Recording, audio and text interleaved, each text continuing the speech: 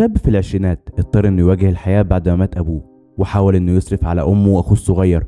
بس المشكلة انه بيدخل في مشاكل مع المافيا بعد ما خانوا صاحب عمره.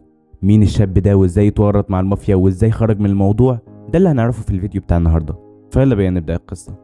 كريم شاب في العشرينات، جدع وابن بلد، بيشتغل اي حاجة تطلع له قرش عشان يقدر يعيش هو وامه واخوه الصغير بعد ما ابوه توفى. حياته بسيطة، في الصبح بيشتغل وبالليل بيرجع يقعد مع صحابه ويفك دماغه شوية. أهم واحد في صحابه كان علي، صاحبه من وهم عيال صغيرين، يعني عشرة عمر. في يوم من الأيام علي جاله عند القهوة وكان باين عليه القلق، بس في نفس الوقت كان متحمس. نادى الكريم على جنب وقال له بهمس: بص يا كريم، في شغلانة مضمونة هتخلينا نكسب قرشين حلوين، بس محتاجك معايا. كريم اتفاجئ وسأله: شغلانة ايه وايه اللي مخليك متوتر كده؟ علي وطى صوته وقال: متوتر؟ متوتر ايه يا عم؟ دي شغلانة زي اي شغلانة، هننقل شوية بضاعة بالعربية من مكان لمكان، وفي المقابل هناخد مبلغ محترم. الموضوع سهل وبسيط.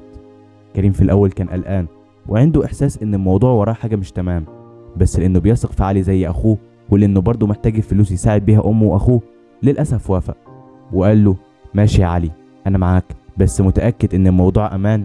علي ضحك وقال له: طبعا يا ابني، أنا هزر معاك، ده أنت أخويا. في نفس الليلة راحوا المكان الاستلام، مخزن قديم في منطقة شبه مهجورة على طرف المدينة. الدنيا كانت ضلمة وبرد، وكريم حاسس بقلبه بيدق بسرعة من كتر التوتر. شاف رجالة أشكالهم مخيفة واقفين جنب عربيات نقل ومعاهم صناديق خشب كبيرة. واحد منهم قرب منه وسأله: أنت كريم؟ كريم قال له بقلق: أيوة أنا. الراجل بص لعلي وقال له: صاحبك ده؟ علي بسرعة رد: أيوة يا معلم، ده اللي كلمتك عنه.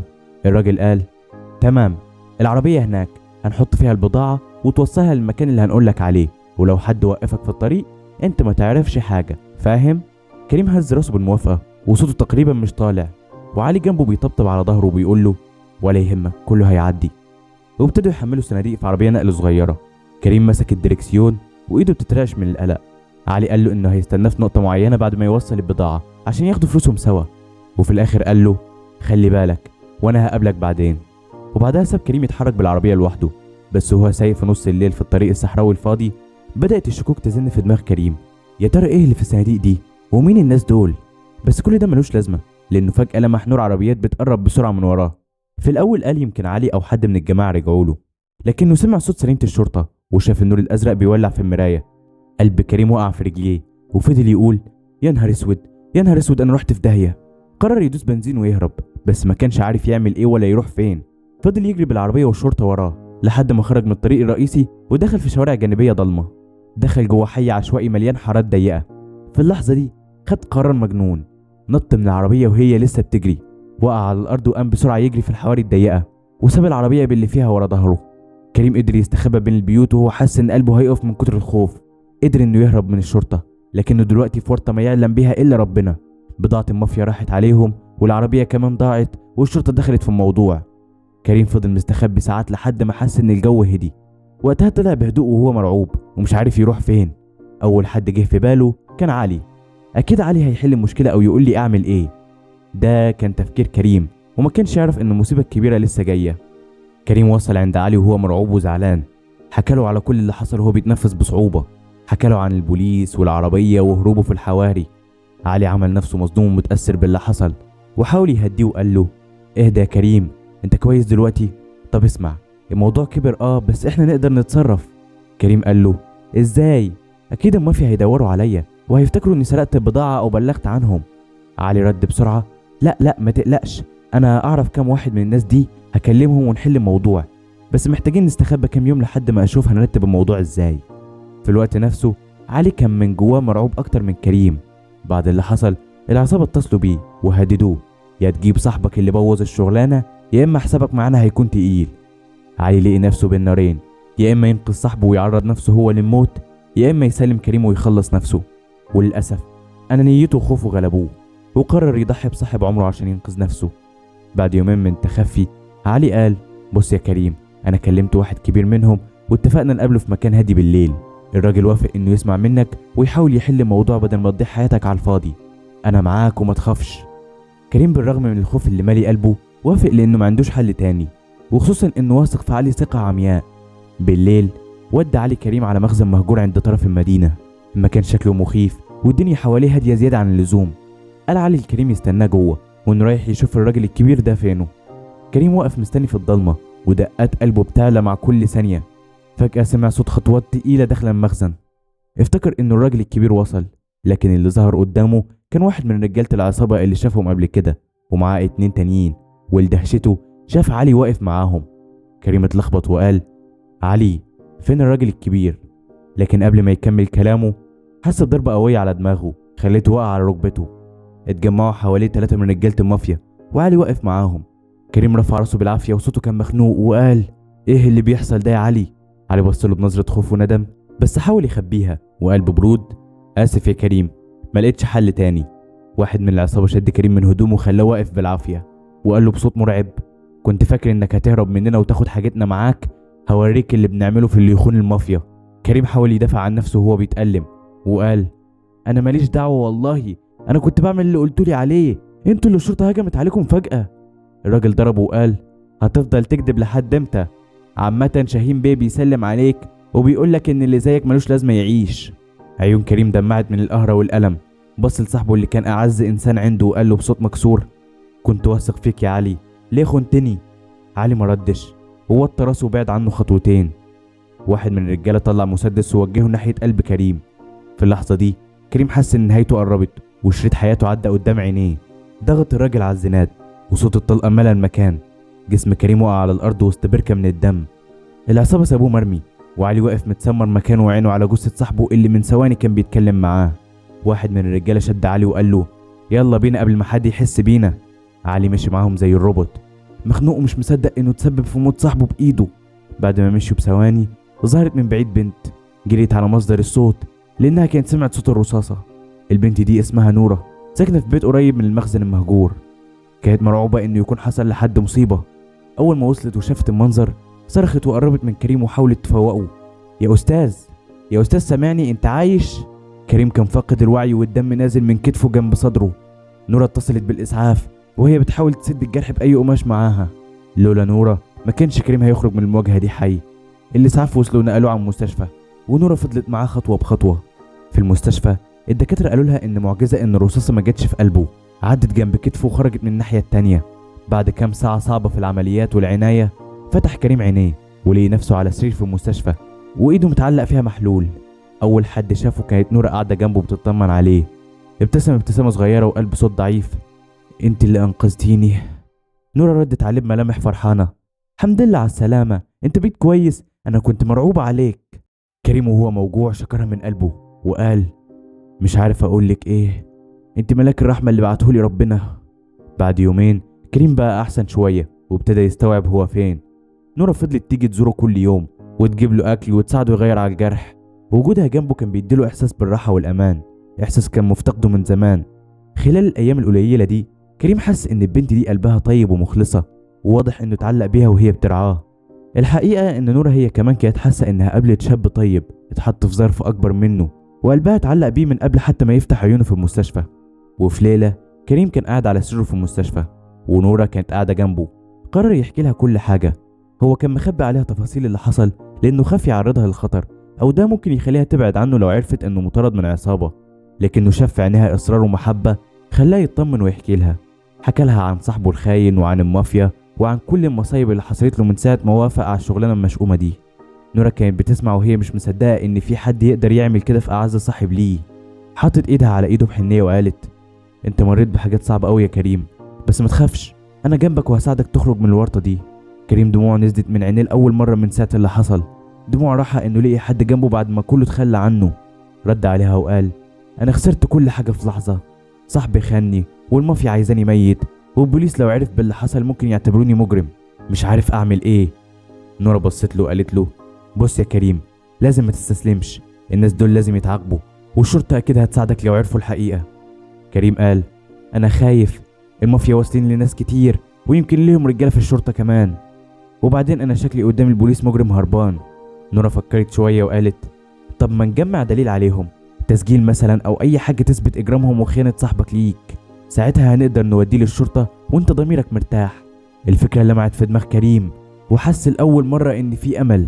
قال لها: عندك حق، لو قدرنا نثبت كل حاجه ساعتها مش هيقدروا ينكروا ولا يلبسوني التهم. بس ازاي نوصل لهم دلوقتي؟ دول فاكريني ميت. نورا ابتسمت وقالت وهو ده اللي هنستغله. سألت كريم لو حافظ رقم علي او يقدر يتواصل معاه. كريم قال انه حافظ رقم موبايل قديم لعلي. وقتها التليفونات المحمول كانت لسه بتظهر، وعلي كان معاه موبايل شغال بالعافية، بس اهو وسيلة اتصال. نورا قالت له تمام، هنكلمه من تليفون عمومي ونخليه يفتكر انك نجيت باعجوبة، ونهدده انك هتكشف كل حاجة لو ما جاش يقابلك ويتفاهم معاك. كريم اتردد وقال بس اكيد مش هيجي لوحده.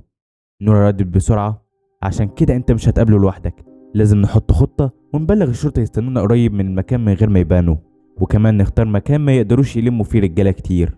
بعد ما خرج كريم من المستشفى، نورا أصرت إنه يروح يقعد في بيت عيلتها القديم اللي مفيش فيه حد دلوقتي، عشان يبقى مخبأ آمن لحد تنفيذ الخطة.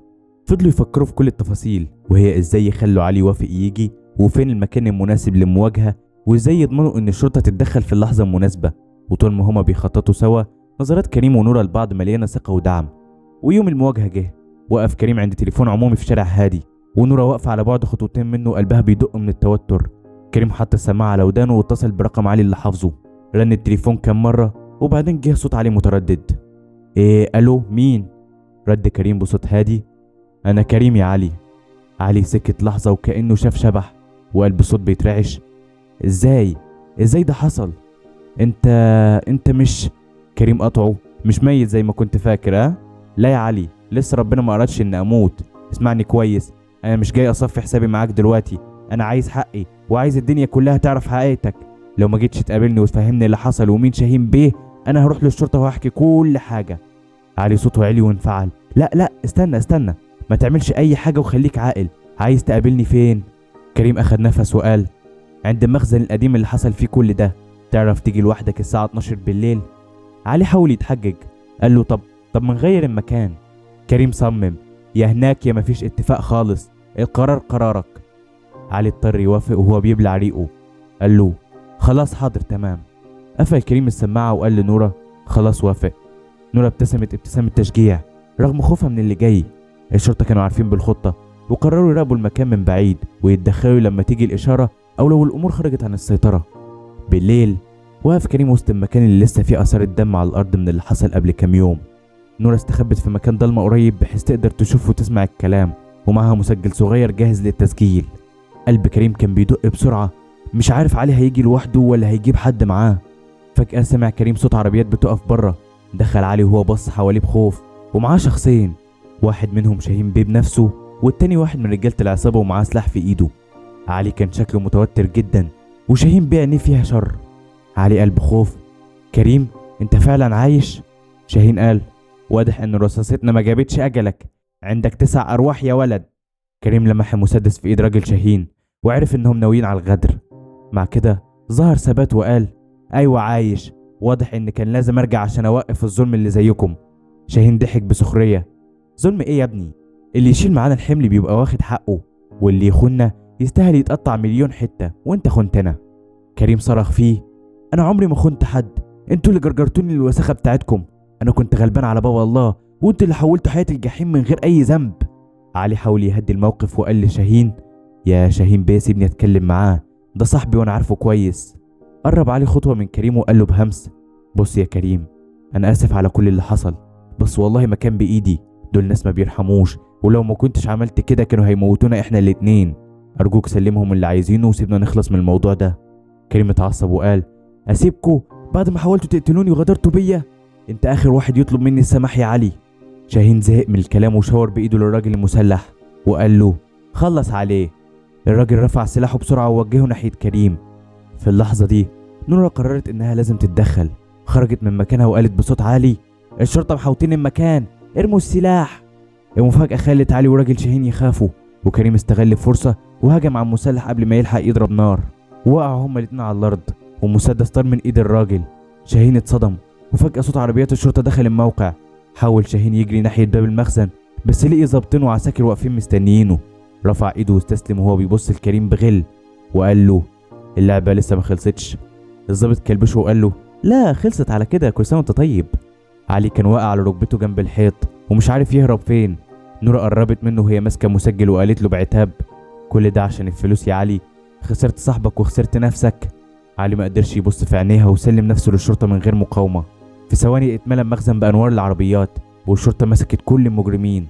الضابط المسؤول قرب من كريم ونورة وقال لهم بابتسامة: تقدروا تطمنوا، التسجيل اللي معاكم ده كفاية انه يضيع العصابة دي كلها. كريم وقف بصعوبة وهو مش مصدق ان الكابوس خلاص بيخلص. اول ما شاف نورة جنبه سليمة ما قدرش يمسك نفسه وحضنها وهو بيضحك من الفرحة. اخيرا انتهى الخوف وجه الوقت اللي العدالة تاخد فيه مجراها. عدى اسبوعين بعد احداث المخزن واتقلبت حياة كريم 180 درجة. بقى يقدر يمشي في الشارع من غير ما يبص وراه ويروح شغله ويرجع لأهله وهو حاسس بالأمان لأول مرة من مدة طويلة. الشرطة شكرت كريم ونورة على اللي عملوه، وعلي والباقيين من العصابة اتحبسوا، والحمد لله شاهين وعصابته انتهوا. وفي يوم كريم ونورة كانوا واقفين على كوبري قصر النيل بيتفرجوا على الشمس وهي طالعة فوق المية. كريم بص لنورة وقال لها بامتنان: مش عارف ازاي اشكرك يا نورة، انت فعلا انقذتيني مرتين، مرة من الموت ومرة من اني اضيع نفسي في الخوف واليأس. نورة ضحكت وقالت: انا ما عملتش غير الواجب يا كريم، اي حد مكاني كان هيعمل كده. قال لها: لا، مش اي حد، القلب الطيب والشجاع اللي عندك دول مش عند اي حد، انا مهما عشت مش هوفيكي حقك. نورة قالت: انا كل اللي يهمني دلوقتي انك تبقى مبسوط ومرتاح، انت تستاهل حياة جديدة سعيدة. كريم قرب منها وقال: الحياة الجديدة دي ما تسواش حاجة من غيرك جنبي، تعرفي انك بقيتي اهم حد في حياتي. نورة ردت وهي بتهزر معاه: طب ما تقول كده من بدري بدل اللف والدوران. كريم ضحك من قلبه لأول مرة من سنين وحس انه اخيرا لقي اللي كان بيدور عليه من زمان، راحة البال والصحبة الصادقة. في اللحظة دي قرر انه يقفل صفحة الماضي الأليم ويفتح صفحة جديدة يكون فيها هو بطل حياته من تاني، ومعاه شريكة حياته اللي وقفت جنبه في أصعب وقت. النهاية كانت سعيدة لكريم اللي بدأ حياة جديدة ونظيفة بعيد عن الخوف والخيانة. وبس كده خلصت القصة، ولو عندك قصة عايز تشاركها معانا يا ريت تبعتها لنا الانستجرام، ولينك الانستجرام بتاعي هتلاقيه تحت في الوصف وفي أول تعليق. وبس تشلايكك العسل وسبسكرايبك الجامد والشير يا ريت، الشير. ويلا سلام.